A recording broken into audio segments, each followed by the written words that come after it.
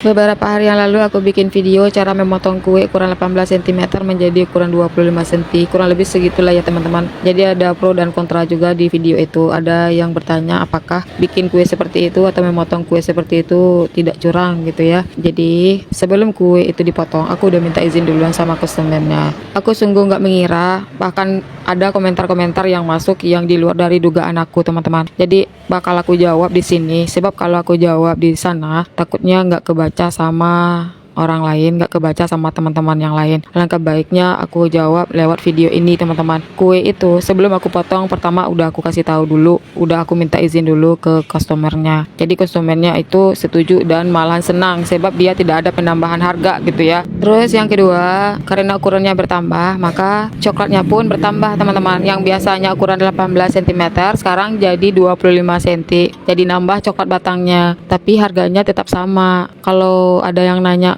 aku merugikan konsumen, itu jawabnya enggak teman-teman, aku enggak merugikan konsumen. Terus dari sekian banyak komentar-komentar yang masuk, jadi komentar itulah yang paling mencuri perhatian aku teman-teman. Kue yang aku buat itu, yang aku potong-potong itu tidak ada aku kurangi sedikit pun. Buat aku pribadi tidak masalah kalau netizen itu menghujat aku, bilang aku enggak steril lah, bilang kue aku agak seret lah, atau bilang yang lain-lain, enggak masalah buat aku ya teman-teman. Itu biasa lah ya di dunia perkontenan, orang-orang seperti itu bakal selalu ada dan enggak mungkin kita bisa menghindarinya. Buat aku nggak masalah, cuman ya itu tadi karena aku ngerasa gitu kayak dituduh gitu ya, aku ngerasa kayak dituduh ada kecurangan gitu, kayak nggak halal gitu aku menerima duit dari orang gitu teman-teman. Di video ini aku menggunakan loyang ukuran 22 cm dan tingginya itu cuma 5 cm teman-teman.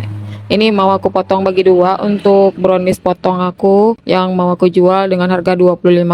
Toppingnya itu coklat parut dan keju parut aja, simpel-simpel aja sih. Terus untuk coklatnya aku menggunakan merek Mercolet atau Elmer juga boleh teman-teman. Untuk merek kejunya aku menggunakan merek Calf merah, sebab keju Calf merah itu sangat bagus sekali walaupun udah terkena sinar matahari, kayak udah lama di suhu ruang, itu biasanya bagus-bagus aja. Berbeda dengan keju-keju yang lain. Itu pengalaman aku ya. Mungkin teman-teman bertanya kenapa aku menggunakan loyang ukuran 22 cm, terus aku memotongnya membagi dua baru aku susun ke dalam kotak. Ini lebih tepatnya untuk efisiensi aja teman-teman. Pertama, oven aku itu kan besar. Kalau aku menyusun loyang kecil-kecil di dalam oven itu rasanya agak ribet juga. Terus kalau memolesnya tuh agak susah juga teman-teman, sebab loyang kecil itu memakan tempat juga menurut aku. Mencucinya pun agak susah juga, agak nyelip-nyelip gitu loh teman-teman. Tapi kalau loyang ukuran besar itu kayak mudah aja aku memoles, terus lebih mudah juga menyusunnya ke dalam oven. Pas ngangkatnya pun juga gampang teman-teman. Tapi itu tadi sih, kembali ke masing-masing pribadi. Itu menurut aku. Kalau menurut teman lebih senangnya loyang yang kecil nggak masalah juga ya teman-teman. Brownies yang sudah dipotong-potong seperti ini bakal mau kesimpan di dalam kulkas, dan untuk masa simpannya itu tahan sampai 2 minggu tahan teman-teman. Waktu itu pernah coba eksperimen, aku menyimpannya selama 1 bulan dan alhamdulillah nggak masalah dan bagus-bagus aja. Yang penting teknik memanggangnya itu harus pas, jangan sampai kue kita belum matang